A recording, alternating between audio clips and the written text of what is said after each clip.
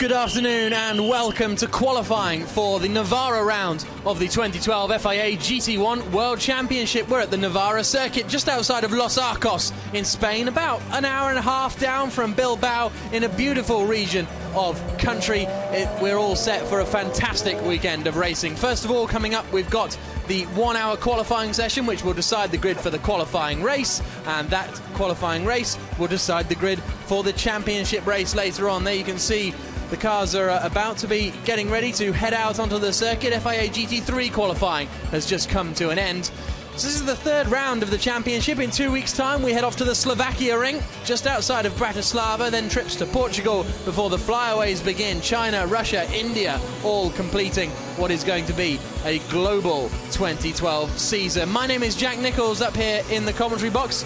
Alongside me is John Watson. John, beautiful region of Spain, isn't it? Well, it's totally different to the, let's say, the costas, to which most people are familiar with. This is true Spain. Mountains, the plains of Spain, the wine-growing areas. We're in a wine-growing area right now known as Navarra, and its friendly neighbour happens to be the best known of all, Rioja. But it is just a lovely part of Spain. It's very warm, track temperature 43.9, ambient 28.5. A little bit warmer yesterday, nevertheless, as the heat, the midday heat, it builds up and builds up. An exciting or interesting, possibly both, qualifying for the qualifying race for GT1 coming up shortly. Absolutely. So let's have a look at this circuit then. 15 corners on it, and it's an interesting little circuit. We had a few laps in it yesterday, and there's a lot of corners where you have to compromise one corner to get the best line for the next corner. It's demanding. There's a lot of tight sections. Sector 2 at the end of the main straight, that's where you begin maybe the most technically demanding part of the circuit. A number of second gear corners. Braking is not particularly heavy in that third sector. Where it is heavy is coming up at the long end of the long main pit straight and down into turn 9, where the sector 2 is midway through. Brakes may be an issue. From the teams that tested here earlier in the season, that was one of the comments coming back. Different circumstances, certainly the ambient temperature this weekend will have been much warmer, and teams no doubt have learned from that testing, so they hopefully will not have any difficulties. Stefan Ortelli and Laurens Vanthoor are topping the championship at the moment, despite a difficult weekend for them last time out in Zolder. Matt Halliday and Mike Parisi, with that championship win in Zolder, hoisted themselves up into second in the championship.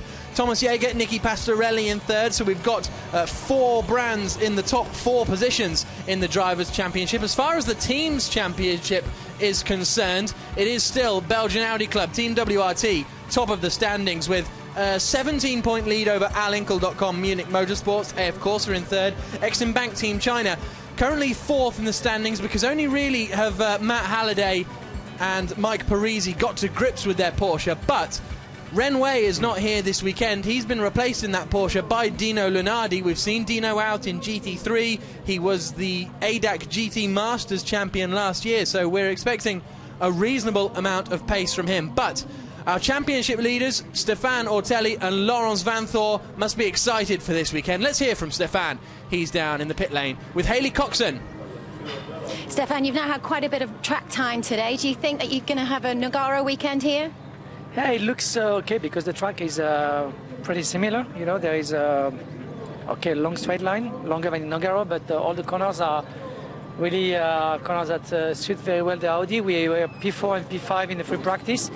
Not completely on the top, but we feel okay. We have a good balance with the car. We are pretty much happy with that. It's just hotter, so it's not so good for our engine. You know, it's we're a bit down in the straight line in terms of speed in comparison with the McLaren, the Porsche, and the Ferrari. But we are quicker in the corner. Like Lawrence was this morning best sector 2 overall. So we know where we can gain time. We will try to do it and be on the top as we can for the qualifying. Thank you. That's an interesting point, isn't it? They may be struggling the straights, but they're quicker through the corners, and that's what GT racing is all about, isn't it? You know, using your car's advantage at the circuits and the corners that it suits. Yes, and it's all about BOP, the balance of performance, and that's an ever-moving field, as they say.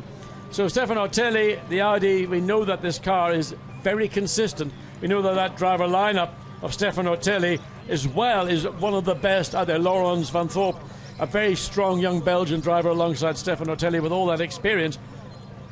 the time difference between the quickest cars in both free practice 1 and 2, pleasingly, surprisingly, the McLarens, the MP412Cs, for the first time showing their true mettle, but it was about half to 3/4 of a second on a circuit of this length. It's 2.25 miles, 2.4 miles in length, 3.9 kilometers. That's quite a lot of time to make up on a track where a lot of it is relatively low speed corners, and it is that dash between the corners with, of course, the long, slightly uphill main straight.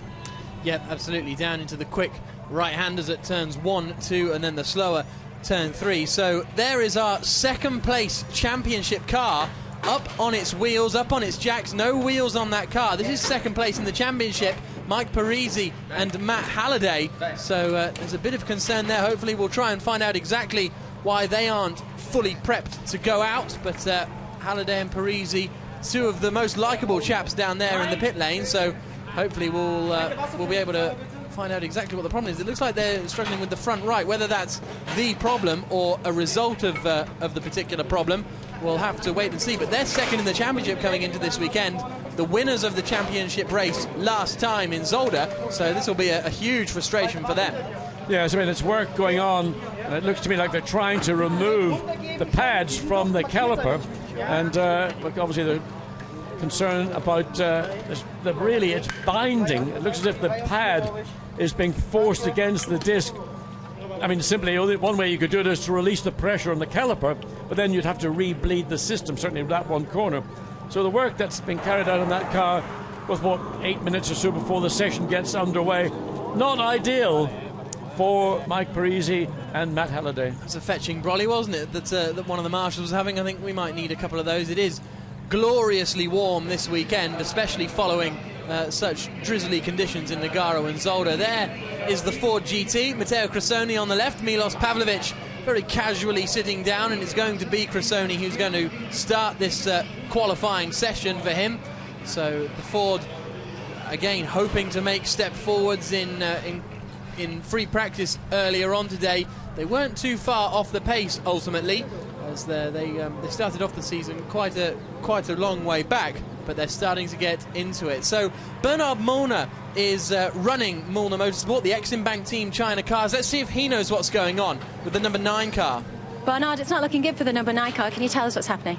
Well, we only changed the setup to give the best possible car to Mike and Matt, and so we are in time and we will have it ready for the qualifying. Thank you. Okay.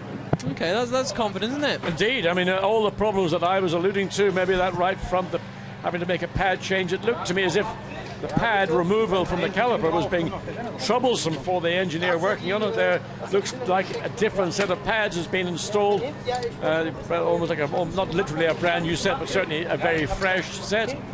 So work continuing on the right front corner of that car, but as team principal indicated, they will be out on track and they've got no concerns whatsoever. Unlike here, work going on the circuit where clearly something. This is turn 15, John. There was a crash for one of the Ferraris in GT3 qualifying just a few moments ago. I was going to say there's certainly a lot of fluids have been spilt on the circuit, and that's what that speedy dry and other forms of trying to absorb the liquid as quickly as possible. It might be oil and water or one of the two, but that will want to be cleared up. Basically, the drivers will find a line, and that will be the quickest way of getting that racetrack cleared up down at turn 15. Yeah, of course, it was GT3 practice that we've just had, not qualifying. The qualifying session coming up a little bit later today at 5:15 local time. There are the Mercedes-Benz then. We've got Thomas Jaeger and Nicky Pastorelli lying in third place in the championship. Just looking at the engine bay, you can see those two aluminium restrictors. We get another view over there just in the bottom left of the corner. You can see it there. Now, we drove a Mercedes-Benz SLS. It's one of the track cars that Mercedes-Benz have provided for GT1 World Championship this season. And on our little run out yesterday, just taking it gently, saw 250 clicks registered down into turn 1. These are not going to be hugely quicker and top speed than our car was yesterday. Let's hear from the team boss, Mark Bassang. Mark, you certainly finished the weekend on a high here last year. How are you going to do this year? It looks not so good after the first free practice or the 2 free practice. We are not really good here at the moment, so we have problems with the setup. The heat from the track is not good for our car and the weight, so I think we overload the tires at the moment. So we make a complete setup now and hope it will be better now. And Marcus, how are you finding the Mercedes at this track? Yeah, as Mark said already, we are struggling a bit from the free practice. Now we changed quite many things on the car. We just hope that it's getting better now in the qualifying and the car is a bit quicker. Thank you, Marcus. Yeah, it was a bit of a struggle in that second free practice session we had a few moments ago. It was a 7th place and a 15th place for the two Mercedes. The 15th place, the car of the two gentlemen we just spoke to, Mark Basseng and Marcus Winkelhock, only 2 seconds off the pole position pace, but in racing as close as we've seen this season, 2 seconds is a very large margin. So they'll be hoping they can sort something out. They have had a bit of a BOP break, haven't they? The Mercedes, a little less weight, a little bit of a bigger restrictor, so they're going to have some more pace, but this circuit not really suiting the characteristics of their car. Well, it is a physically large car, and we found that out driving the car last night, but it's a very well sorted car, certainly the car that we had, but of course a racetrack car is a different animal altogether, and there's a variable amount of adjustments that you can do. But it is this BOP, the balance of performance. In the case of the Mercedes, we pointed out the restrictors on the air intakes into the engine. And the road car, as I say, we've got up to 250 kilometers per hour up into turn 1. And that was coming out of turn 15 at a pedestrian pace. So I suspect that the straight line performance of the two cars, the pure road car we drove, and the race car we're going to see, are not actually hugely different. But that's the basis of GT1 and GT3 racing, is that there is this balance of performance, and it is there to prevent the kind of one manufacturer domination that we've seen so frequently in other forms of motor racing around the world. So therefore everybody's got a chance of winning on their day. Let's hear from Philippe Salaquada then. He is down there in the pit lane with Haley. Philip, completely different conditions here on track from Zolder. How much time have you had in the car to be able to set up for these hot conditions? Yeah, it's the conditions are completely different than Zolder. We have to work because it's going to be very tough qualifying. After the free practice is very close. Hopefully we're going to pass quali 2, which is not going to be easy because we finish in second practice P6 and very close from P8. So it's not going to be easy, but hopefully the weather is going to help us. But yeah, we need to work to pass qualifying 2 to get Q3. Best luck, thank you. So yeah, 6th place in that second qualifying session for Philippe Salaquada and his teammate Tony Verlander. This session is going to get underway in about 1.5 minutes time. It'll be split into 3 segments, so just like in Formula 1 it will be the elimination session, so the top 14 will go through from the first qualifying session, then the top 8 will go through from the second session to then have 8 cars in the final session for the pole position shootout. Thumbs up for Albert von Turnentaxis and Thomas Enger's car, and despite them climbing all over it and looking into the engine there in the back of that Lamborghini, you can see Darrell O'Young just getting suited and booted in the background. I think Peter Cox is going to be starting the 25 car. Yes, he is. So, and that car was actually very strong. Yeah. In the second free practice, it was second quickest. Split the 2 McLaren MP412Cs, which suddenly, and to my delight, I have to say, have come alive. The potential of those 2 cars that has really struggled, largely because of issues, technical issues, which the Hexas team have been working through tirelessly, and no doubt with some frustration. Let's hope that we're going to see the McLaren perform at the level of the potential of this car. And there was Fred Makiewicz who ended up quickest overall in the second free practice session. So here's another driver change. Leo Machitsky has joined Maxime Martin in that number 7 Aston Martin. But let's first of all hear from Darrell O'Young. Darrell, the Lamborghinis were certainly unbeaten here last year. How do you feel you're going to do here this year? Well, yeah, this year's also a different BOP. The car is definitely strong here, though, but in last pre-practice, Peter was second overall, so it was really good. We have to see really how the performance is. Everybody's very close this weekend. Everybody during practice is on different strategies, so it's really hard to say where we are exactly. For me, it's my first time on the circuit, and you know, it is quite technical and in small ways. So it's interesting, really, to see how it turns up. And it's very easy to overdrive on this circuit. It's really dirty offline, and it's a really fine line between overdriving it and being underdriving it. So to get a perfect lap is very, very difficult. Got the green flag, then this session gets underway. It's the BMW that is first out of Matthias Lauda, and he will be handing over to Nicky Meyer-Melnhof. Just a point that Darrell raised there. The last 2 seasons in GT1, both the races here have been won by a Lamborghini. It was a Reiter Engineering Lamborghini in 2010 with Frank Kettler at the wheel. Last year it was the Lamborghini being driven by Alinco.com, and that was Mark Basseng and Marcus Finkelhock. So this year, sorry, I apologise, it wasn't, was it? It was the Nicky Pastorelli car that won the race. It was a 1-2 though for the Alinco Lamborghinis. So this year the Lamborghinis have got to come in feeling pretty confident. Yes, but it's a different car. It's a Gallardo rather than the Murcielago, and you know, it's a different world altogether. Nevertheless, it was a very strong run by Peter Cox in the second free practice to put the car within a quarter of a second of the quickest McLaren. Darrell Young pointing out it's a very technical circuit, and that is easy to overdrive, as he said, primarily from the exit out of turn 10. You then go into a sequence of 11, 12, 13, where instinctively you think you can enter the corner quicker than it realistically wants to. So those are 3 corners. You've got to get the speed off, be accurate and precise on your entry, and use the drive off the corners. If you try to hustle the car through those 3 corners in particular, as Darrell said, you will actually end up losing time rather than picking up time. Absolutely. It is also worth pointing out, of course, that the Gallardo was strong here last year in the Blancpain Endurance Series race as well. So there you can see the cement dust that is down there on turn 15. So out of the final corner comes the 17 car of Matthias Lauda across the line, and this is what a lap of this Navarra circuit looks like, tearing down towards the first corner. And these 3 corners, they all kind of lead into one, don't they, as he comes through 1 and then into the right-hand kink at 2, still on the brakes for 3. Yeah, I mean, in a GT1 car, turn 1 should be flat out. Now, I'm just trying to listen to Matthias Lauda. Was he flat, or was he feathering the throttle? Hopefully we'll get another opportunity to find out.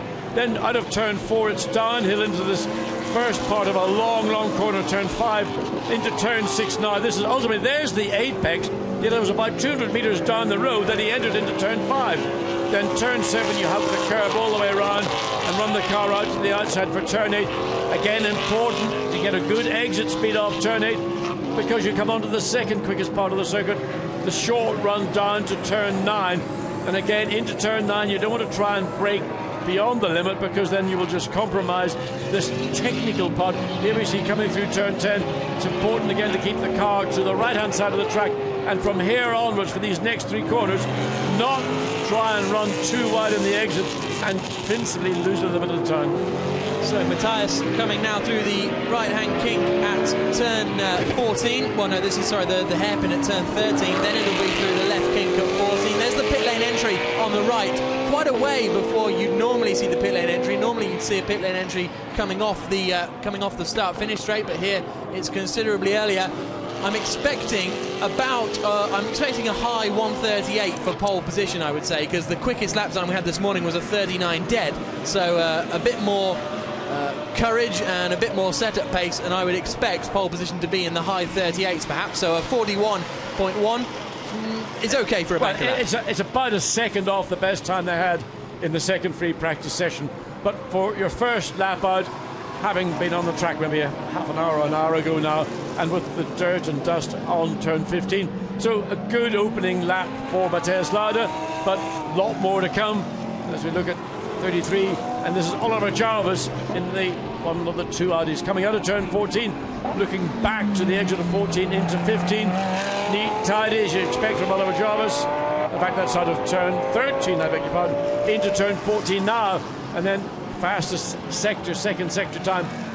Not very meaningful at this point, because only 1 car has actually set a flying lap, and that is Matthias Lauda. And Oliver Jarvis is going to become the second driver to set a flying lap.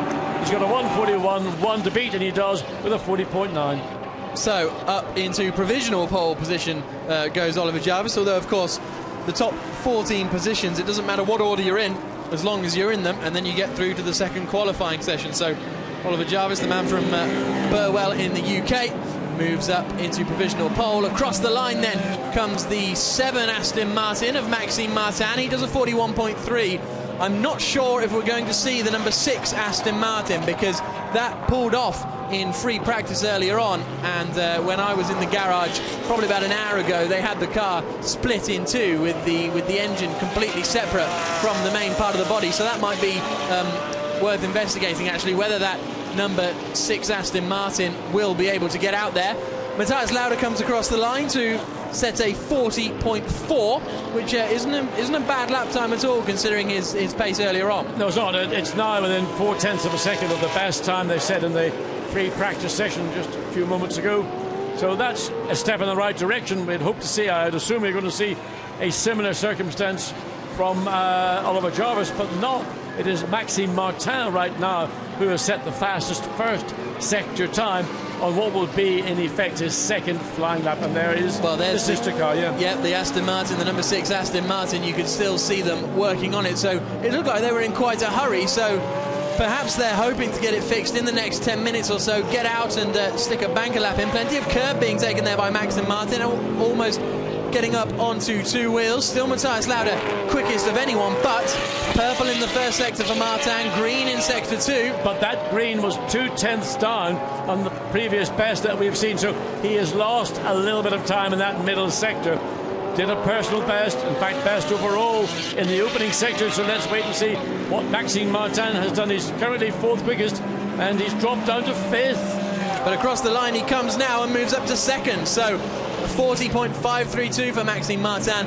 I'm pretty excited about that Aston Martin this weekend, actually, because Martin put an absolutely stonking drive in Zolder to take the lead of the championship race, but then when he handed over to Alexei Vasiliev, the pace kind of went away a little bit. This weekend he's joined in that Aston by Leo Machitsky, who's shown some decent pace in GT3, so that'll be interesting to watch. We've got the first of the McLarens on track, 1 flying lap already, 4th quickest, 140.7, and that is de Moussier behind the wheel.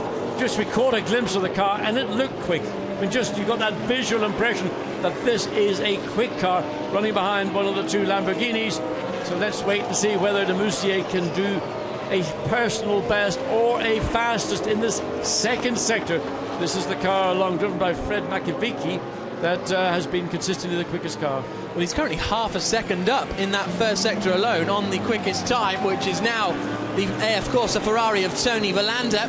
Here is Maxime Martin then continuing to lap, coming out of the left-hander down there at turn 11. And here is Gregoire de Moussier. What is his second sector time like? It's a personal best, 36.6.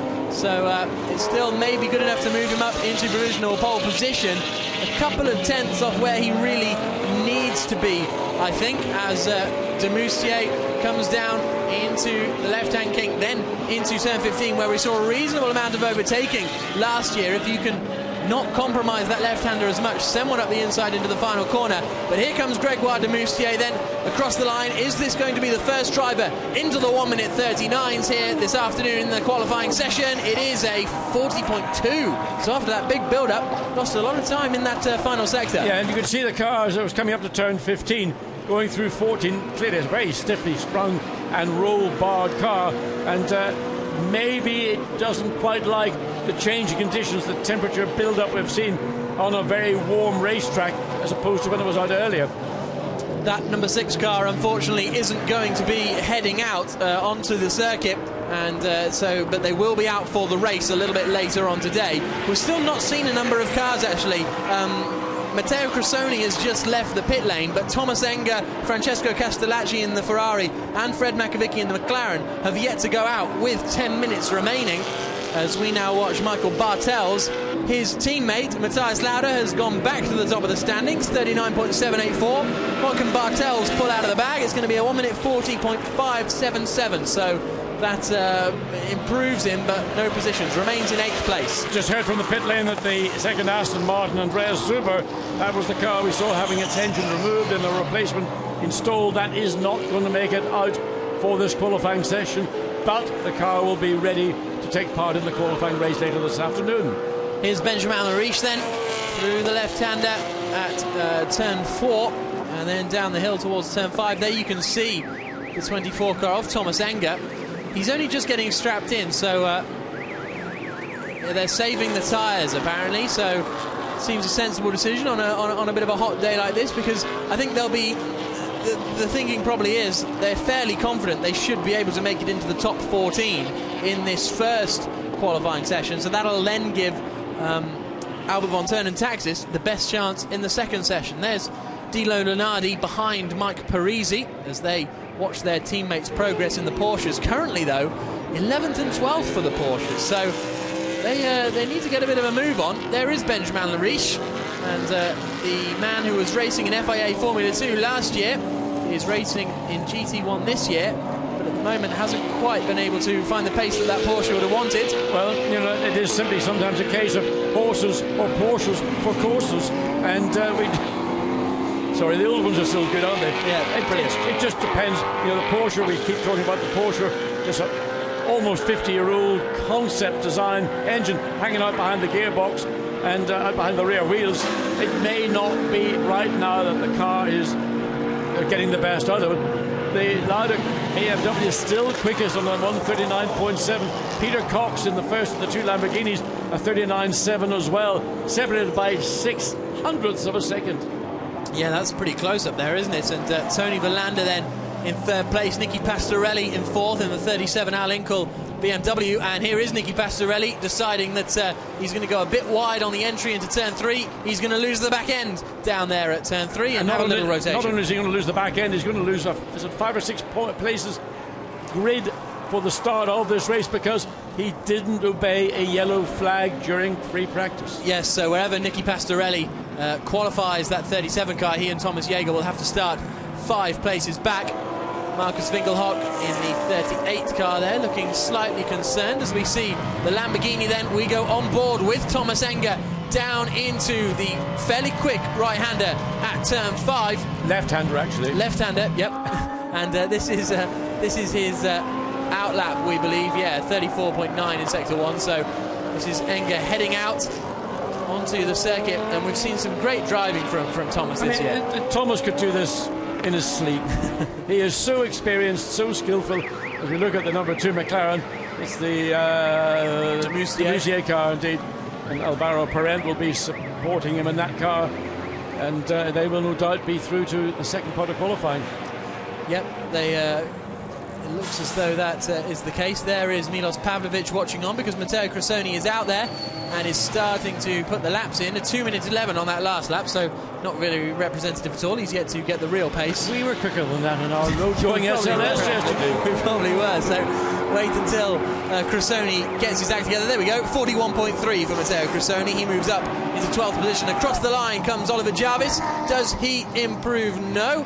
40.681. The 2 McLarens coming out and then in. So that was Fred Makovicky. He went out. I said earlier, and we hadn't seen him out. He has gone out and come straight back into the pits. So well, that to me looks like an issue which is not going to be resolved very quickly. We've got 6 minutes of the session remaining, and Fred Makovicky has done an outlap, come straight back in, and there is a technical problem. And I have to say, we've seen the pace of that car. It was quickest in the first free practice. It was quickest in the second free practice. They looked like they had it nailed this weekend in terms of performance, but the reliability which has bugged this car, not just in GT1 but also in Blancpain, it's the potential is just waiting to be unlocked, and when it happens, it's going to be something to watch. Personal best in sector 1, unsurprisingly for Thomas Enger, because this is his first real hot lap. We go on board with him, looking at him working the wheel. It is a lot less dramatic, these onboards. Now we've switched to paddle shift, because it used to be a great thing watching the drivers slam down the gears on the sequential sticks.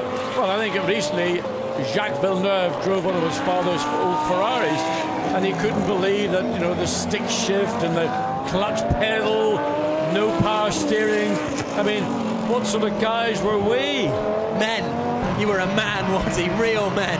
So we go back on board with Thomas Enger then. This is into 13. Again, it's a corner that you want to get a late apex. Then this run through the left-hand kink. His sector times are looking fairly decent-ish, actually. This could put him into the top 10. Of course, it's the top 14 that he needs to be in to escape into the second segment of qualifying. Then across the line he comes. This is going to be a 1 minute 40 point something, I would presume, across the line now, and it is a 1 minute 40.3. It puts him in 12th place. So the sister car, Peter Cox, has just done a 1:39.667, and that is the quickest time so far, and we've got remaining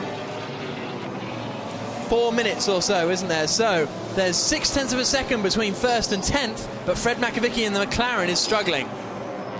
Fred, after definitely being on the pace in free practice, you have issues. Can you tell us what's going on? It shows that we are disappointed because we have a little problem. The car is really competitive. The team do a really good job, and after Zolder, and they work a lot to be competitive here. And we are really disappointed we don't do the qualify. And I hope so that we can come back for the race.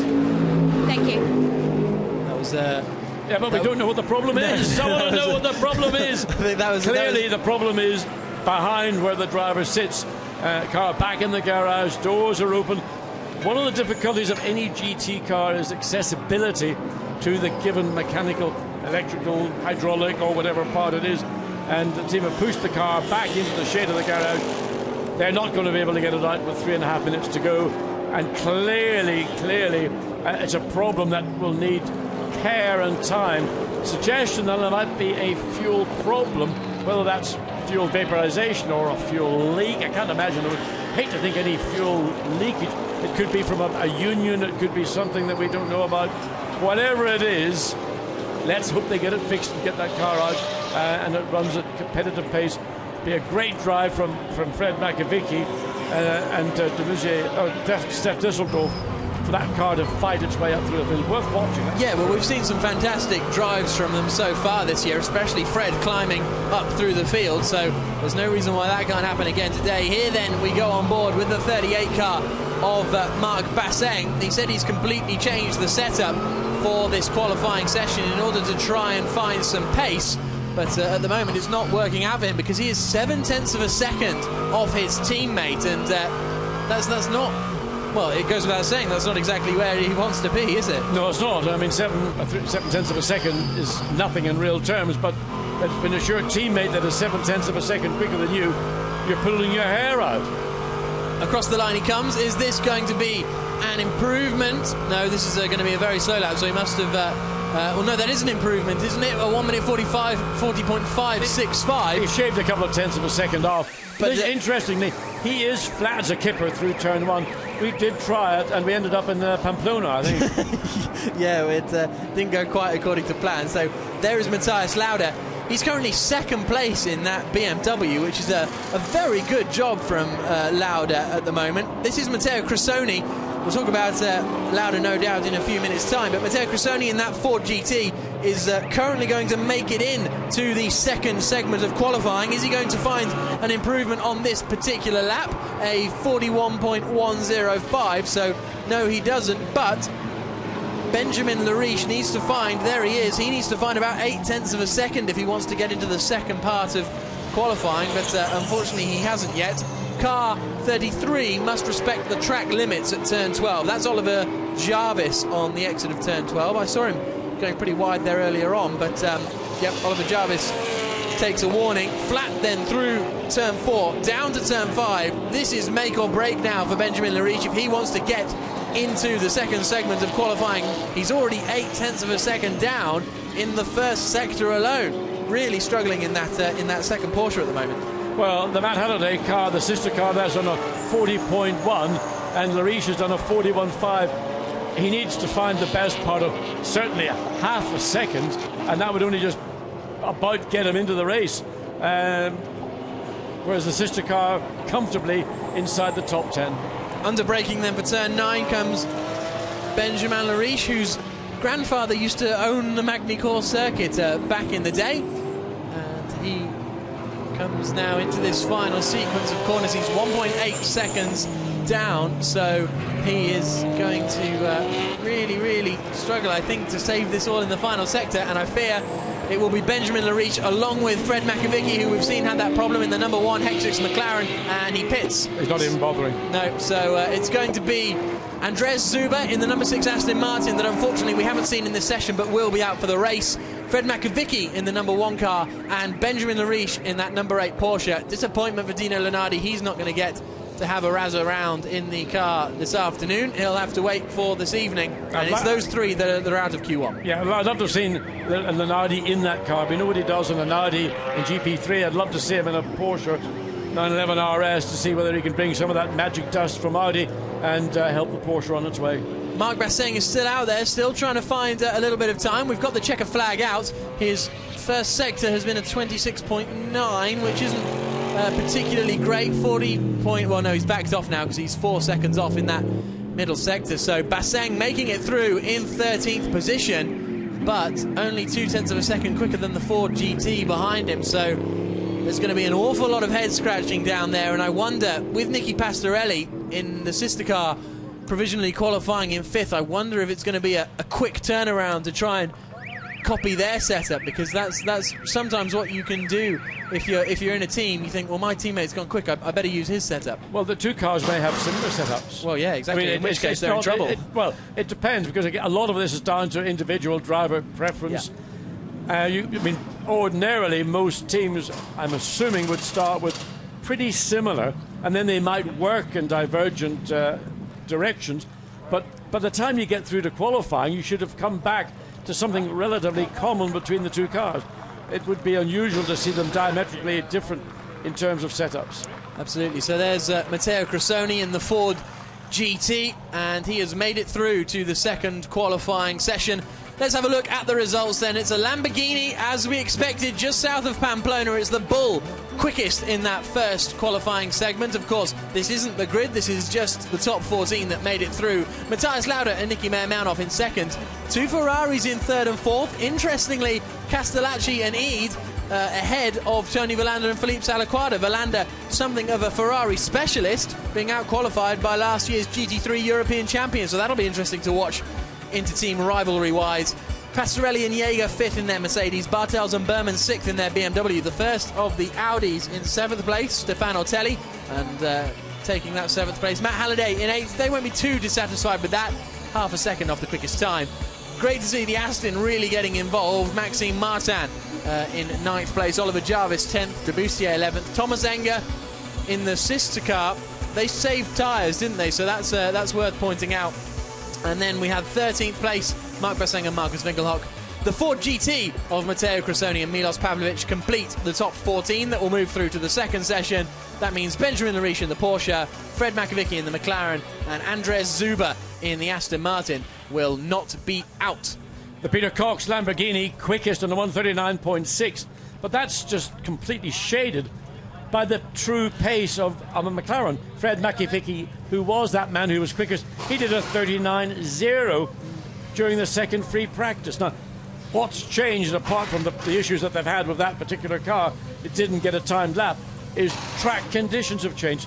And it is all about tyre management. The sets of tyres you've got available. When are you going to use them? When are they going to be most beneficial for you to use those tyres? You'd like to think it's going to be in qualifying. Certainly, in the case of the times that were done in free practice, first free practice, it was Demussier and Alvaro Parent were quickest on a 39.1. Second free practice, Fred Makovicky and Steph Dusseldorp on a 39.0. So 39 low 39s or 39.0s, certainly attainable. Let's hear from the quickest man in that session, Peter Cox. Peter, quickest in that session. You've certainly been on the pace in Lamborghini today, so it's looking good for a good result here this weekend. Yeah, till now it looks good, but it still takes some while. You know, we still have 2 more qualifying sessions to go. I hope Daryl now can drive into the first 8, and then we should be really going for pole position, because the Reiter Lamborghini can do the job. So, and I have to live up to the job also, and then I think we'll be looking strong. Thank you.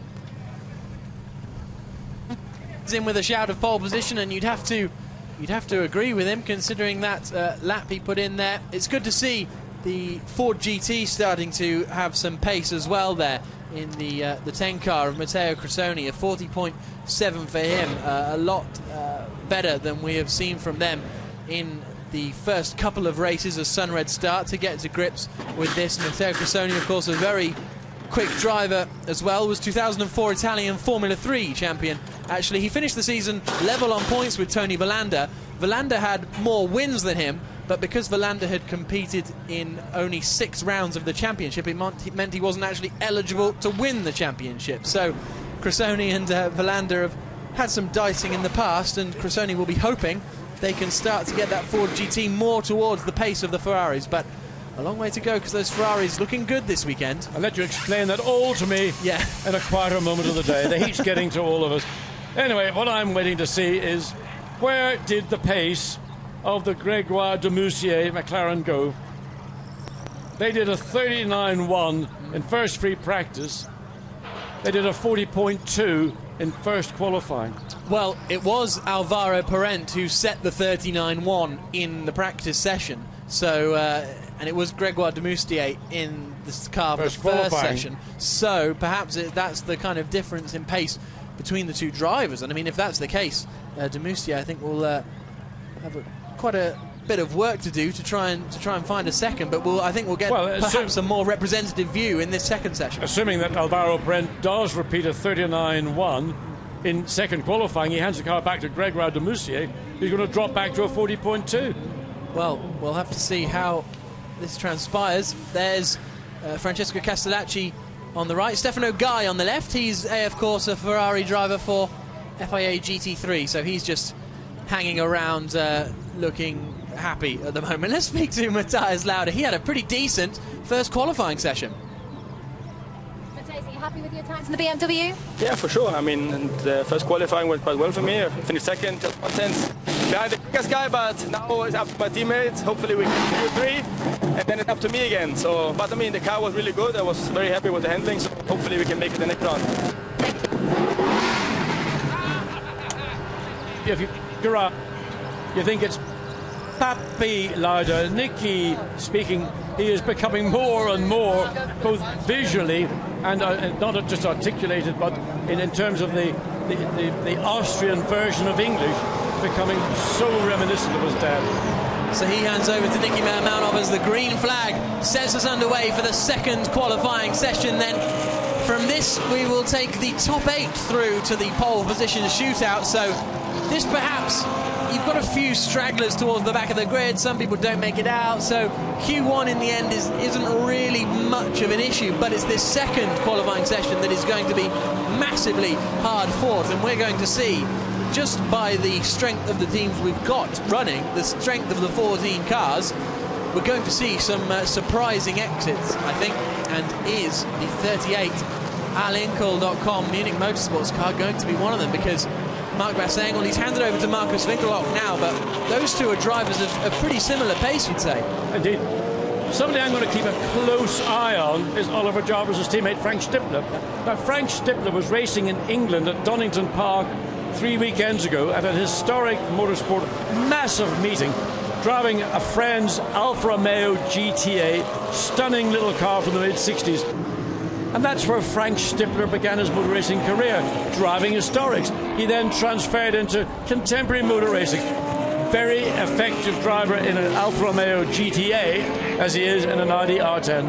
And, well, last week, in fact, he won the 24 Hours of Nürburgring alongside Marc Basseng and Markus Winkelhock. So, what were they driving? They were in the Audi. Interesting that two Mercedes-Benz drivers in an Audi at the Nürburgring 24 Hours. Exactly, it was a curious one, but I tell you what, manufacturer politics and that one would be worth getting an insight to.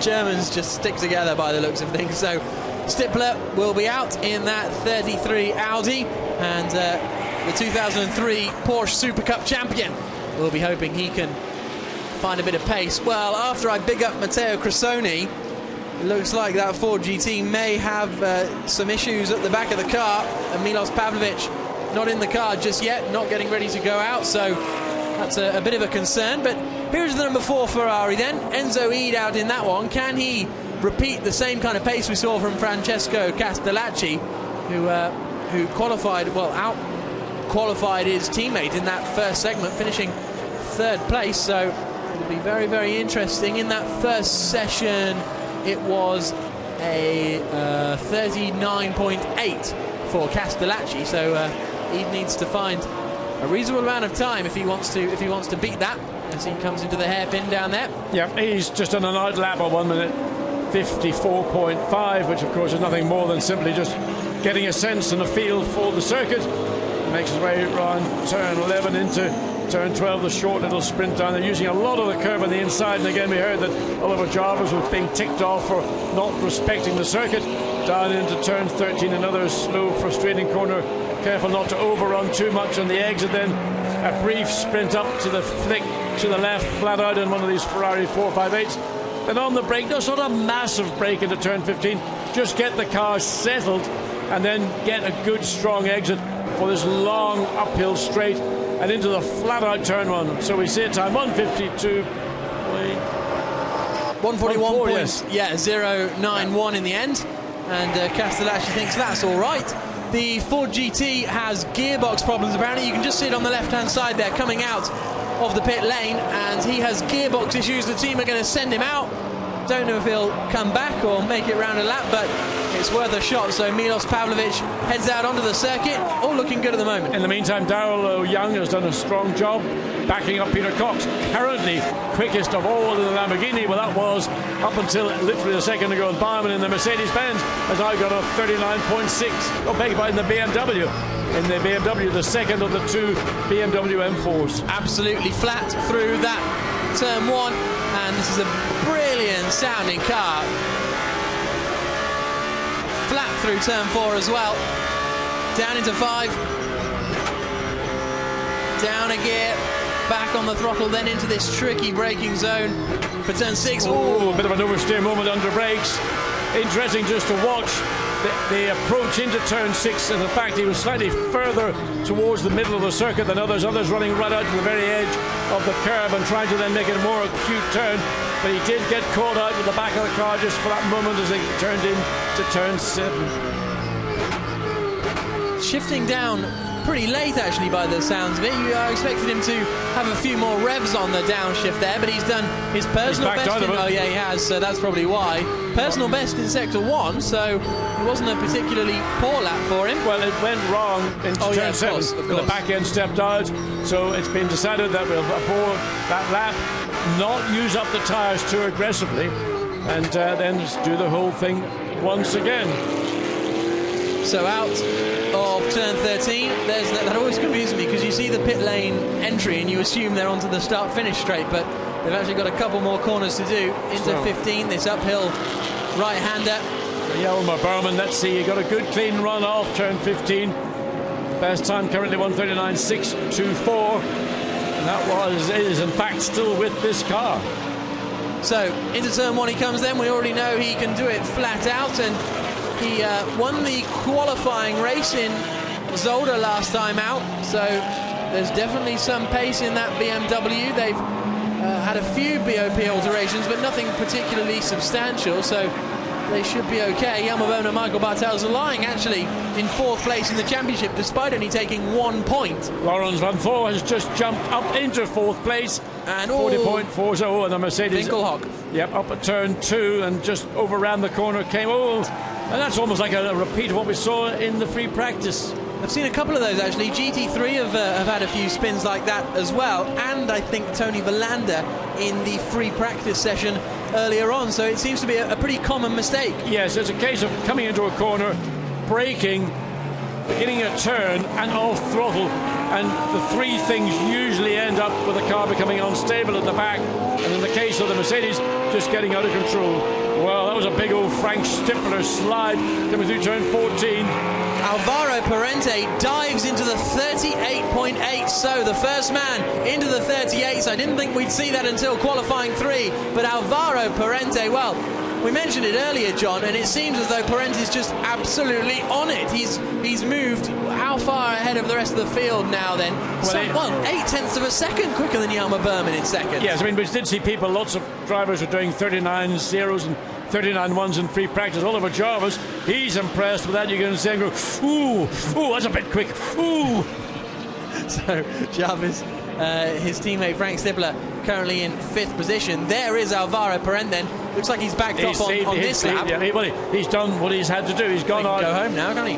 Well, he can certainly go back into the pits. We've got 7 minutes remaining, and right now he's over half a second quicker than the second place BMW, Hjalmar Berman, and there's not much likelihood of the BMW finding an extra half second. In fact, it doesn't really need to in this segment. It is second. It's relatively secure in second because it's Darrell Young in the Lamborghini. That's third, and it's 0.4 of a second down. The sister car to this car, which is driven by Nicholas Meyer-Meinhof. So, that's Albert von Thun. All these German royalty and motorway, you can't get your head around it. Across the line comes Mike Parisi.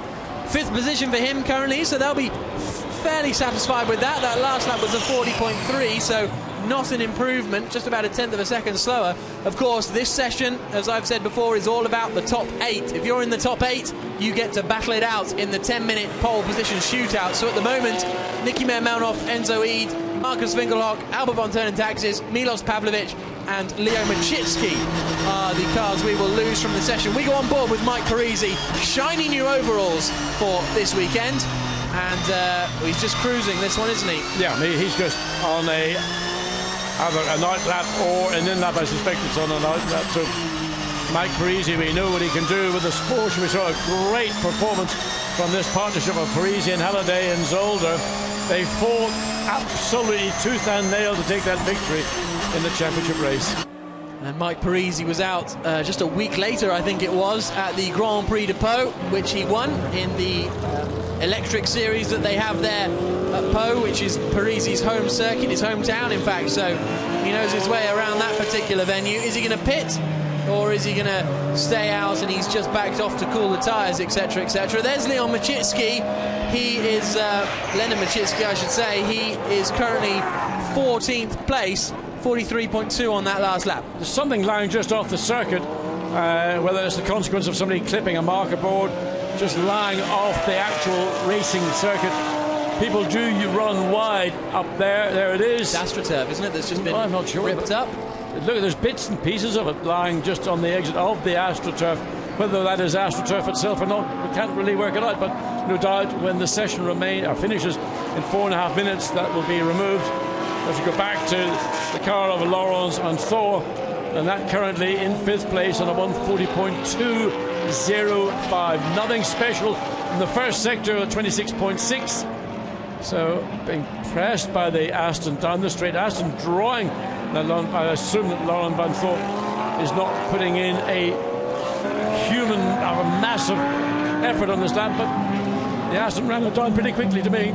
Yep, absolutely. So the theoretical best time, incidentally, is only 6,000ths of a second quicker than Alvaro Parente's current quickest time. He is the quickest man in sectors 1, 2 and 3. So very, very strong performance from Alvaro Parente. He's come back into the pits. He's called it a day. That's his work done until the qualifying race later on, because Gregoire de Moustier will be running the 3rd session. Can you just imagine what Fred McAvicky and Steph Dussel, what they're thinking? Yeah. We know our car's quick. It was quick all weekend. And at the point we were about to nail a mother, we've got a problem. Yeah, it must be very, very frustrating for them. As down into turn 1 comes Laurens Van Thor. That last lap then was a 41.8, so he had backed off, as we said. Will he be able to find some more pace on this lap? Here's Marcus Winkelhock, currently in 11th place. His teammate is in 4th position, Thomas Jaeger. So we go on board now then. This is, well, that was a pretty similar view to the one I had yesterday coming down the start-finish straight. And let's stay on it. Will he be flat through 1? Flat as a kipper. Yeah, they don't even, you don't even hit the, oh, he's gone wide again. Almost identical. Is he going to spin it again? No, just about holds it in. Pushing too hard? I mean, well, he's reaching a very critical point where the car is unstable, off throttle, on brakes, turning the wheel. We saw this car, I think it was this car, lose it and run wide a few laps ago. Again, interestingly, staying way, way off the curb on the outside of turn 6 into turn 7. This is, again, a review of what happened, and that's a lack of confidence, because the driver is saying to himself, I know the back of the car wants to snap and get away from me. So he's having to be tentative on the steering wheel, get out of the brakes, and just, even if the car has to run wide, it's better than having the car spin. Absolutely. So currently then our top 3 are in the pit lane, so it looks like the McLaren of Parent The BMW of Berman and the Lamborghini of Darrell Young are going to be our top three. Then we've got the second Mercedes of Thomas Jaeger in fourth, Lawrence Vanthor in fifth, Mike Parisi in the Porsche in sixth, seventh for the second Audi of Frank Stippler, and eighth place for the number 3 Ferrari of Philippe Salaquada. So those at the moment are the top 8 that are going to do battle unless things can change around. The Ferrari's not quite as quick as we saw in that first qualifying session, in which they finished, I think it was 4th and 5th. So that's going to be an interesting one, because yeah, in that first session Villander was 3 seconds quicker than Salaquada is now, and Castellacci was 7/10 of a second quicker than Eid is now. So Ferrari's struggling in Q2. Oh, again, the back of the car looking unstable under breaking up into turn 2, and let's look at a repeat. This is Thomas Jaeger. This is his teammate, and so it looks like it's a very common problem in those Mercedes. Around he goes. So is this? We've already seen that happen once this we have session, seen that haven't happen. I mean, this is a front engine car, but nearer to being a middle engine car. The back end of that car is not what you described as being super light. Yet, whatever the way the car is set up and whatever way the car is responding to the inputs that the drivers are putting into it at that part of the circuit, it's the real difficult part for the car, but principally for the drivers, not having the confidence to be able to get on it when they need to. So here's Nicky Manmanov. He's currently in 10th place, wants to get into the top 8, and he's done his personal bests so far in sectors 1 and 2. So as we get into the real crux of this session at the moment, the people under pressure are Philippe Salaquada, Nicky Manmanov, Enzo Eid and Marcus Winkelhock. Across the line then he comes. Does this move him up the field? Is he going to get into the top 8? Nicky Manmanov, 4th place. Good lap from Nicky Manmanov. That BMW's got some pace this weekend. Across the line comes the Ferrari. No improvement for Enzo Eid. Or they threw a fresher set of tyres at it. Quite possibly. Here comes Philippe Salaquada. Can he move into the top 8? No, he remains in 9th position. That means then that, well, who else have we got out there? Frank Stippler is the last man who can do something. Marcus Winkelhock comes across the line now and does a 40.6 personal best, but remains in 12th place. So I think it's only Frank Stippler somewhere out there. And there's a spin for Manmanov. He's done the job. And then on his slowing down lap back to the pits, he's lost it. Out of the final corner comes Thomas Jaeger, and he can, well, he's pretty safe, I think. Is he going to improve from 6th position? Across the line he comes, and I don't think yes, he moves up into 5th place. Lamborghini comes into the pits. In all of that, John, the Ford GT of Milos Pavlovic has jumped up into 6th place. What a fantastic effort from the Ford. Very late deal to get all that together at the start of the year. They've been struggling, but 6th place and into the final segment of qualifying. Well, I don't care the reasons why. All I do, I think it's a great effort by Pavlovic to drag a car. There it is, the Ford GT, that really the team have had to work goodness knows how many hours in the day to get it to a reliable position, to get it to now a competitive position. And we're seeing the Ford delivering with a 6th place in this second qualifying segment. That is great effort and a great achievement by this small team. And congratulations to everybody. Small Spanish team at Sunred, of course, so their home circuit providing good news for them so far anyway. So they're at least going to be 8th on the grid, which would be their best qualifying performance so far this season. Well, in fact, their best qualifying has been 17th. So they're yet to start off the back row of the grid. So the top 10 place would be, well, is definitely on and would be very much up their street. So we've got everyone back in the pits now. Well, Thomas Jaeger is just cruising into the pit lane. So let's have a look at the results. It's the top 8 from this session that will be going through to the final top 8 shootout that we're going to have in a few moments' time. 2 BMWs in there, and they are the only squad, I think, aren't they, with 2 cars in that final session. So the Vita for One racing team really starting to get a grip on things. We've got a McLaren in there, we've got the Lamborghini in there, Peter Cox and Darrell Young. It'll be Peter Cox taking the car for the final session, and he's got to be a good shout, I think, for the pole. Cressoni and Pavlovic in 6th, Ortelli and Vanthor in 7th, and Mike Parisi and Matt Halliday just squeezing into the final position. That means that 9th on the grid for this evening's qualifying race will be Tony Bolanda and Felipe Salaquada. 10th for Oliver Jarvis and Frank Stippler. 11th for Francesco Castellacci and Enzo Eid. 12th for Mark Basseng and Marcus Wengelhock. 13th for Thomas Enger and Albert von Turnen-Taxis. And 14th place for Maxime Martin and Leo Machitsky. Let's hear from Albert von Turnen-Taxis, 13th on the grid for tomorrow's race. Let's see what he's got to say. He's down with Haley. We're having a problem with the gearbox. We already had that problem this morning. We changed the gearbox and the problem is reappearing again, getting worse. We don't really know what we're dealing with here. So it's a bit frustrating. The way things are at the moment, we are losing a lot of time as we're not changing gears correctly and they're very slow. So yeah, don't know exactly what to say. We have to find the problem. Thank you. Well, Albert von Turnen-Taxis comes from a great German industrial family. Albert, buy the gearbox company and fix it. So gearbox problems for the Lamborghini.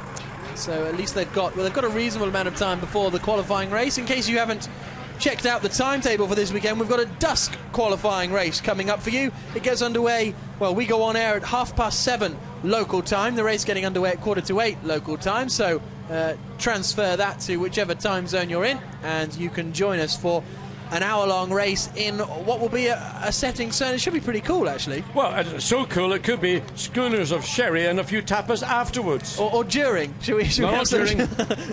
Sitting up here having some sherry in the commentary box. That would go down well, wouldn't it? So there's Darrell Young. He's handing over to Peter Cox. Quickest man in the first section of qualifying. You'd have to be brave to bet against him, wouldn't you? The overall pace has yet to be seen with the Lamborghini. Clearly, the overall pace is with the McLaren. It's a question of who can get the job done there. We look at the marshals up at turn 2, removing, I think they've stripped away a lot of that AstroTurf to hopefully prevent any further situations, and they can then get to doing a bit of a repair overnight to put the track back to its normal condition. Yep, so there you can see the cars already. Oh, so there's... Yeah, those are the two bits they've ripped up. Yeah, they just took the remnants and stripped them away. I suspect now that there is sort of those two broken patches with racing cars and the aggressiveness of a wheel sliding across that, they can peel back even more of it. But we've only got one session here remaining, and then there's about an hour where we can get some good work on the circuit carried out. Let's hear from Milos Pavlovic. Cracking job from him. He's into the final section of qualifying. Milos, what an impressive end to the Q2 there. Yeah, it's good. We were still in difficulty this morning. Then we changed half of the car. I must say thanks to all the guys at the team. And we got it right. I mean, pretty right. We still need to earn about a second, but we are starting to be competitive. So it's a great day for Ford here. Thank you.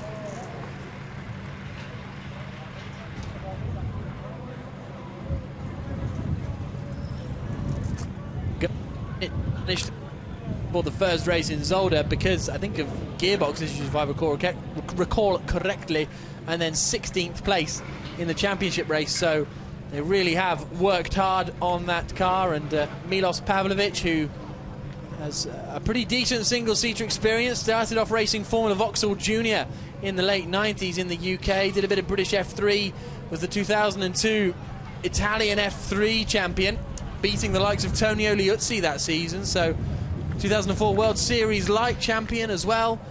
2007 World Series by Renault did strongly too. So again, where's his career gone wrong? Well, like so many of these, we've got so many drivers in this field who have got, you know, fantastic single-seater experience, but there's so many, you know, limited drives in Formula One. That look at the wealth in Serbia. We've got Davidenko, but Novak Djokovic. All the great tennis players. There must be money pouring into that country. Well, indeed. So I don't know. I don't have the answers, John. I don't have the answers. So the third qualifying session will start on time, which I think will be in about 2 minutes from now, or possibly 30 seconds from now, depending on what the exact time is for the third section of qualifying. And it's going to be a 10-minute shootout for pole position. Does Mike Parisi think his teammate Matt Halliday can take that pole? Mike, Matt got second quickest in Q2. You must both be happy with that. Yes, we are happy to be in the Q3 now. The job is for Matt, so I secure our position for the last strong effort. So now we cross our fingers. The level is very high. We are not as good as Zolder, but we are working on the car to improve, and we are very motivated. But it's quite strong. Yeah. Thank you. So out of the pits then comes Matt Halliday. He's going to be the first man to take to the track in the final 10 minutes of qualifying. This will decide the grid for this evening's championship race, which will, and that race will give the drivers some points and more importantly decide the grid for tomorrow's championship race. So it's the qualifying race this evening, championship race tomorrow, 8 cars on circuit. I think it's going to be pretty close actually. It will be close. Again, it's going to be who's got the tyre, who's going to take the chance on using their freshest tyres for qualifying when they probably know full well. Now, the qualifying race, as you mentioned, is going to be a sort of evening into dusk. How much drop in temperature there will be, how much drop in ambient and track temperature, has all going to be factored in to what teams might try to do here in this final, 9 minutes of qualifying. Yeah, it's interesting. It's going to be an unusual circumstance for all of the teams here this weekend. So far this year, we have not had an evening race or a dusk, whatever you want to call it, race. And it's warm right now, but the temperature will fall away once the sun drops behind the mountains. We haven't even had a hot race so far this year, so it's new territory for them all, really, as they Mike Halliday heads out onto the circuit. The temperature actually tends to peak around this kind of time, and then it starts to drop a little bit later in the evening. That's certainly what we've seen over the last couple of days, and certainly by kind of 8 o'clock, 9 o'clock at night, which is when this race is going to be taking place, you're starting to think, okay, I might put the jeans on now instead of the shorts. So there is a noticeable drop in temperature. Hopefully that Ford GT will be heading out soon. We heard they had gearbox problems in that second session of qualifying. Didn't seem to harm them at all, but Matt Halliday is going to be the first man to set a time. Across the line he comes to start his first hot lap of the session, and of course coming out of the pits in that first lap. So here comes Matt Halliday, second place in the championship, the New Zealander who does an awful lot of flying. If you've been following him on Twitter, he's in LA, then he's in London, and then he's all over the shop. We go on board with him. Just it's interesting to watch how Matt Halliday came through turns 2 and 3, not quite flat through 4, and I'm surprised at that. But if there's a car in this event that is going to, the tail's going to wag, the dog is aware, it's going to be the 911 RS GT3 or GT1 here as it is in this version, because its engine's so far slung out the back. Conversely, the Mercedes, which is the car that has really struggled in turn 2, has got its engine mass literally just behind the front wheels, and the driver is sitting on the back axle rather than having the engine in the Porsche behind the back axle. If all that makes sense. Yeah, 26.6. You can explain that to me when I explain the Matteo Cressoni Italian F3 thing. So 26.6 in the first sector, a decent enough time. As I say, I think we're going to see the low 39s, high 38s for the pole position time, depending on who can get the best out of the car. Plenty of opposite lock being given as they come into turn 13, but a pretty decent middle sector as well, a good middle sector in fact. Yeah, I think this is Matt Halliday winding up the Porsche, flat out, no problem whatsoever through 14, and just careful use of the brake pedal. It's a slightly uphill apex, and then you spot it, and then you're on the throttle as hard as you can, get the drive as you come onto the straight, and let's see what Matt Halliday can do. 140.338. Not a bad first banker lap. Behind him comes Matthias Lauda in the BMW, and what kind of time is he going to be able to do?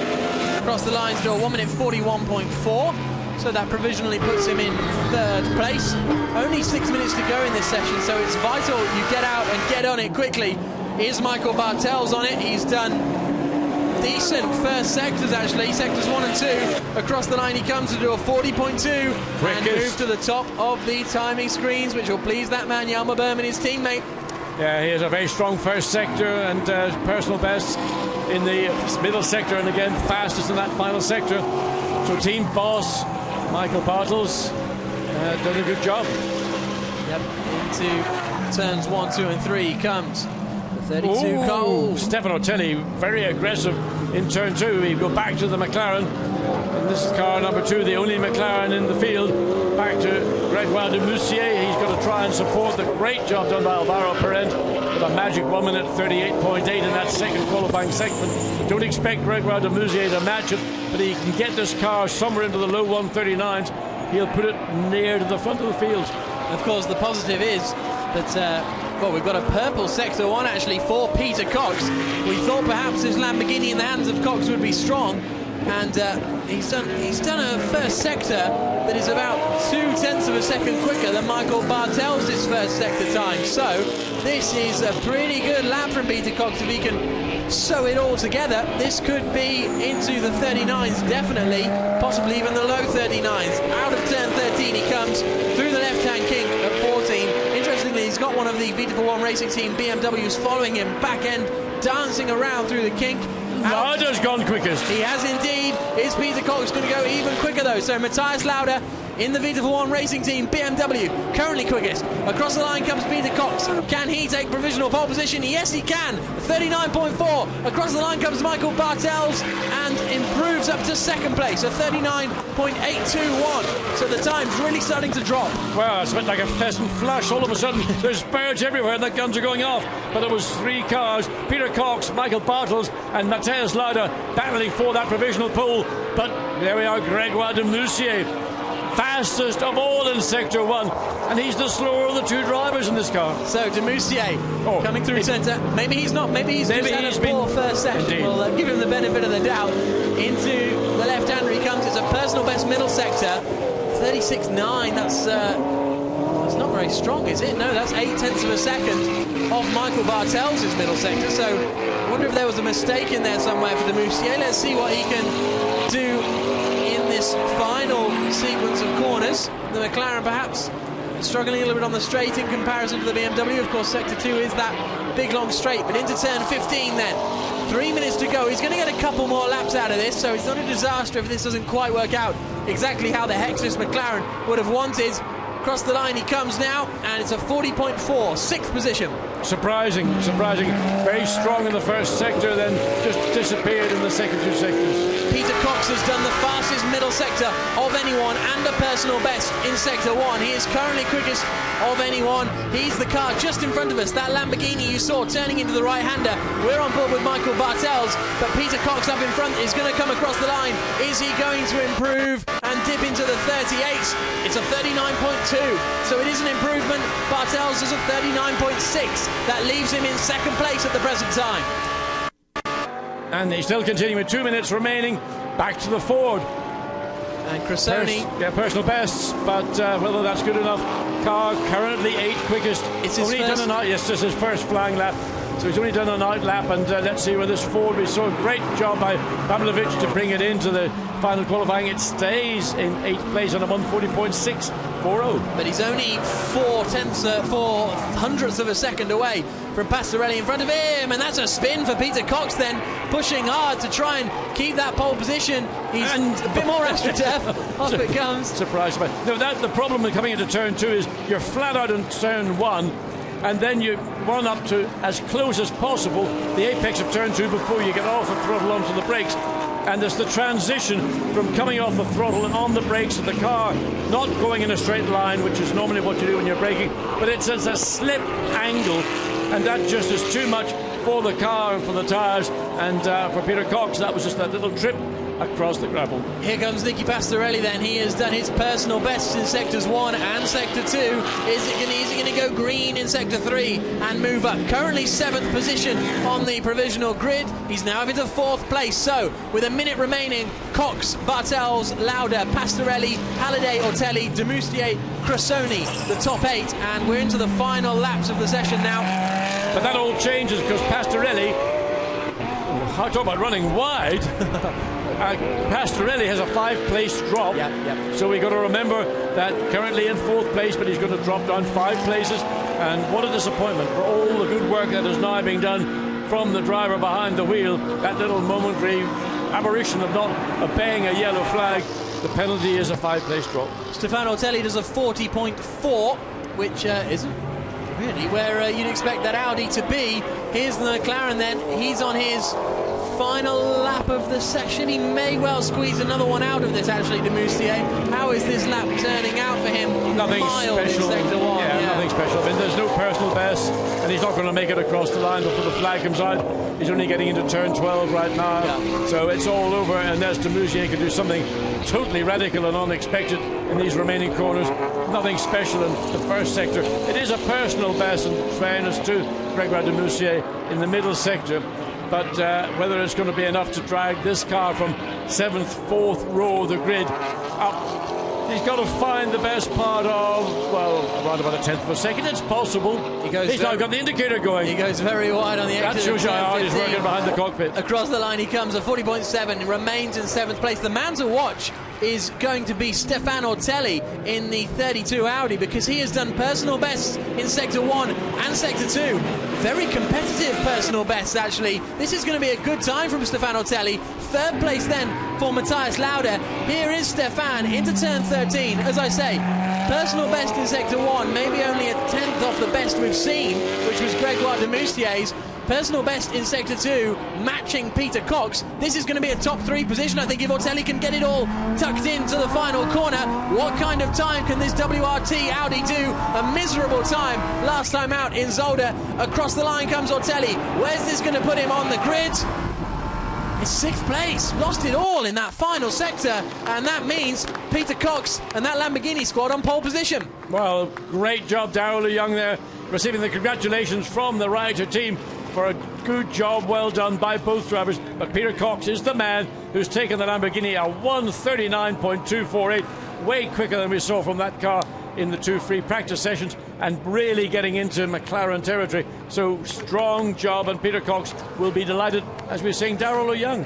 Stefan Ortelli lost a second in that final sector, so if it wasn't for that error, he would he would have been doing a 39.3, which would have put him second, well, not quite second on the grid. No, it would have put him second on the grid, actually. So a real shame there for Stefan Ortelli. That's going to frustrate him.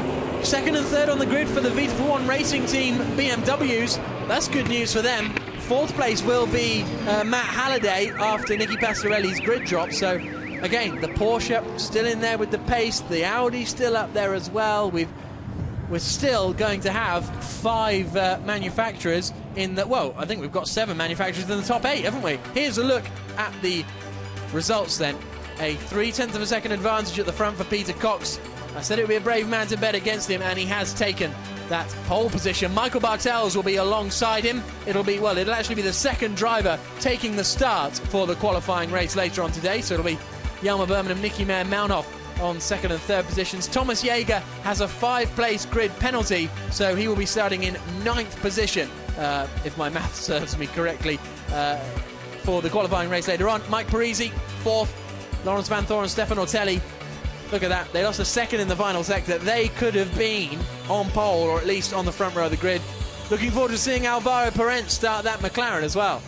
Yeah, and that's going to be an interesting fight to get the McLaren as quickly as possible up to the front of the field. It's going to be tight, overtaking, not the easiest here in Navarra. Let's hear from Darrell Young. He must be absolutely delighted with how this qualifying session has panned out. He's going to be on pole. Congratulations, Darrell. Can you convert it into race pace?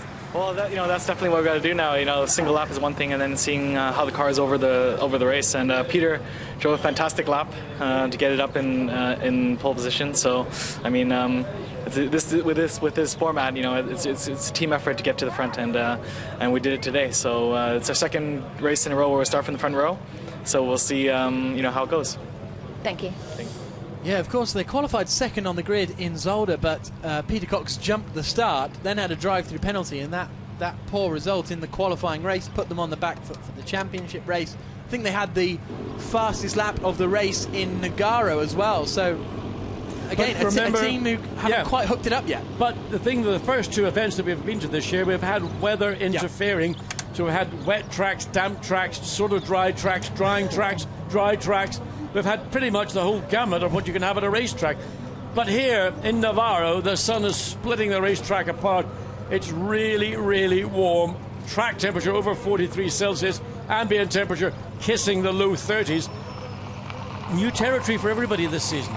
Yeah, absolutely. So it'll New territory for Darrell O'Young, starting the race on pole position. I don't believe he's ever had a pole position in the World Touring Car Championship, which is where he competes as a sideshow to competing in this FIA GT1 World Championship with Reiter Engineering. And once again, we were saying about the Lamborghinis, they won here in 2010, they won here in 2011. Everyone said, oh, okay, well, the big advantage the Murcielago had was it have a massively heavy engine. That puts loads of grip on the rear wheels, and that means they can get excellent traction out of the corners. It won't be the same with the Gallardo, but it's still a very strong car, very suited to this track. There's no question. It's a car that will be capable of winning, and its potential nearest challenger, in my opinion, will be the number 2 car of Gregoire de Moussier and Alvaro Parent. But for them, as we look at what is that, a little bit of a... Oh, that's for they've got a flying display. Oh, yes, yeah. And I think whatever they're going to do, they're not going to land these aircraft on the top of those 2 Range Rovers or Discoveries. But there we are. We're going to see them taking off. Yep, good to see. So, second place on the grid will be Michael Bartels and Jelmer Berman. I wonder what they have to say. I don't know. Michael, 2-3 for the team. This is definitely the way you want to start your weekend, isn't it? Yes, of course. It was a tough practice so far. Free practice 1, pre-qualifying, because it's difficult to find the right balance. It's the first time that we are running under far more hot conditions on the track compared to the first 2 races. So I think everybody is trying to find his balance with the Pirelli tires under these conditions. But I think we worked trouble-free through the first 2 sessions, and it's a good base for the race this evening. And hopefully we can finish this race in a good style. But Jelmer did a good job, brought the car to Q3, which is important, because Navarra is a track which you cannot easily overtake. So we have to keep working until the race, to find a bit more after the qualifying setup now, our final race setup, to survive the 1-hour race. And Jelmer, there's a flag in the stand with your name written all over it, so your fans will be happy with this. Yeah, definitely. That's actually a Japanese fan of mine who travels the whole world to see me race, which is quite cool. But no, great job to Michael. I mean, to be honest, didn't expect to be in the front row, but it's a great result. And like Michael said, we have to find a good setup for the race, because it's going to be still quite long. And see, then we can make the best out of it. Thank you. Thank you. That's a dedicated fan, isn't it? Do you have any of them? Well, I've been to Suzuka many times and Fuji as well, and the race fans there are always sort of rather young schoolgirls wearing white socks, and they go, ee, ee, oh. So, in fact, let me just tell you, one fan came up to me one day and said, James Hunt, autograph. I said, James Hunt? I'm not James Hunt. Get on your knees and apologise. And they fell prostrate in the ground. I'm so sorry, so sorry. I was so embarrassed I couldn't. Poor bloke. I mean, there's a bloke in this instance, but they are so dedicated in their fan worship. Unlike, there's nowhere else in the world for any celebrity, racing driver, rock star, whatever, to visit than Japan. They are the mega fan of music, rock music, racing drivers, whatever. So let's hear from Stefano Ortelli, losing a lot of time in that final sector at the end of that session. Stefan, we just saw you chatting with Michael. What were you talking about? We are old friends for a long time. I just improved my last lap, sector 1, sector 2, and he was on the way on sector 3. Couldn't go somewhere else. I would do different, I think, in this situation, but you can always complain. We were just not quick enough, so that's it. It cost me maybe a few places on the grid, but that's life, It's as I say, we are here for a long period already. We know each other very well, but I understand he said he couldn't move. We just were a bit too late to make the lap, and we should do it better. But the car was really good. We just couldn't go quicker. I mean, I was trying to improve. I did some improvement on the brake balance and stuff like that, trying to have a better balance, and the car is responding well. We just couldn't go quicker today, and I think I did exactly the same lap time in Qualify 1, and Oliver was also in the same kind of lap time, Oliver Jarvis on the second car. We just lacking a bit of speed today, but race is another story. It's very hard on brakes and on tires here, and I think we're going to have a good car for the race. Thank you. I would suggest Stefan doesn't need to be quite as disappointed with the speed in that car, because he had as Haley goes off to find another victim, but he had the speed, as he said. It was in that final sector he got blocked by Michael Bartels, albeit unintentionally. That's where he lost the time. So the pace is there. It is, and the disappointment was there as well, because he knew that the pace was in the car. He knew he'd done a good lap, and all of a sudden, through no fault of his own, that time just evaporated. He's going to start, on the third row of the grid, as opposed to potentially in the front row of the grid. A lot more hard work in store now than he might have had if he'd been in the front row of the grid. Let's hear from Peter Cox then, pole position. Peter, pole for you tomorrow. Congratulations. We did see you lose it at turn 3 there, but you held on to it. Yeah, I mean, it was on the edge, like you have to be on qualifying, and unfortunately it was a high-speed spin. I wanted to do another lap, but in the end it was good enough anyway for pole position, which I'm really happy for Reiter Engineering, and it's my first pole in Navarra, and a long time coming, because I think I should deserve it already in 2010 in the first GT1 race here, but at least I have it now, so I'm really happy. Thank you. So Peter Cox, satisfied rather than anything with that pole position. He's a man who's used to winning, used to running at the front, and so a pole position is just kind of a, this is where I should be. Well, I think he's a modest man. He's not going to stand up and trumpet it to the world, what a great guy am I. It was me, me, me. We were so familiar with other racing drivers of other formula and generation whose middle name is me. He's a modest man, and he just said we had a good lap, could have been maybe better, but we did enough to take that pole position, 1:39.248, and he's given the team the best opportunity for the start of the qualifying race up into turn 1 and 2. Third place on the grid, Niki Melnoff and Matthias Lauda. Let's see what they got to say. Matthias, you had a great stint yourself. Q2, you handed it over to Niki, and you were worried, will you be able to bring it home? But here you are, second race start for you tomorrow, or later on today. That was great. I mean, in the first qualifying, I was P2. And then Niki, in the second qualifying, with the second set of tyre, he went to P4. He did a really good job. And then, in the third qualifying, it was up to me again. I finished third, so it's not bad. Our team is second, we are third. Would have been better the other way around, but anyway, it's how it is, but we can be happy. Niki, happy you're finally on the pace in the BMW? Yeah, I was really struggling. I was fighting really hard, and I knew I was owing it to the team because they did a terrific job with the car. And on the second tires, I was really pushing, and I was lucky to go on P4 because I was on P9, and I knew the guys were not happy. And then P4, and I got to give the car for Q3 for Matthias, and now we're P3. So, but it's a tough race, but we hope to have a good result and good position for tomorrow. Thank you, guys. It's good to see them really competing now with Michael Bartels and Jelmer Berman, because opening round in Nogaro, Berman and Bartels were comfortably quicker, I would say, than Lauda and Melnoff. And even in Zolder, we saw those two still struggling. But now, in this dry weather, they've been able to get some proper running in, and they're starting to get into it now. Yeah, I mean, in particular for Matthias, I mean, he is coming from the heritage that he has with his father, 3 times world champion. It's very difficult for a young racing driver to establish your own credentials and not be overshadowed by your father. But Matthias has done a really good job here. The fact that he just looks, it's almost uncanny. He looks like a young Niki Lauda, a Niki Lauda of 1970 or 71. And he did a good job, an honest, good job. And that's all the team ask of him. Absolutely. So, as the planes circulate here in the air in Navarra, it's been an enjoyable qualifying session, and they have been out there all race. Let's have a look at the highlights of this qualifying session. So, a very glamorous weekend in Navarra, it has to be said, and the session got underway. We had some strong pace setters early on, and also a few almost spins. That was Tony Belanda pushing hard and couldn't quite sort it all out. Also, we had a spin for Nicky Pastorelli. He'd do that a couple more times later on in this session, as the Mercedes really seemed to struggle down there at turns 1, 2 and 3. Peter Cox it was who was quickest in the first session.